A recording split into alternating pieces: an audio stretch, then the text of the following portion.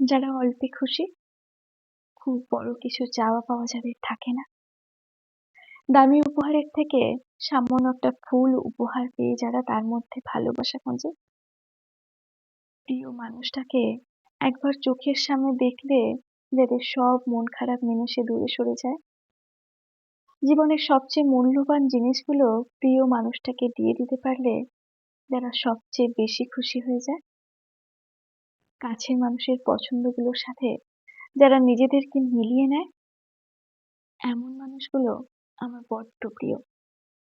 ঈশ্বরের কাছে প্রার্থনা, এমন কিছু মানুষ অন্তত আমাদের মতো মানুষের জীবনে আসুক। আমরা যারা ভালোবাসতে পারি, কাছে টানতে পারি, আমাদের যত্ন ভালোবাসায় তারা ভরে উঠুক। আমাদের হৃদয়ে তারা জমে থাকুক।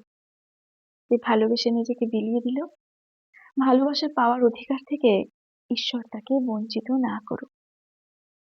এই অসাধারণ লেখাটি লিখেছেন সরজিৎ ঘোষ, পাঠেন শ্রাবণী দাস। ভালো লাগলে অবশ্যই শেয়ার করবেন। ধন্যবাদ।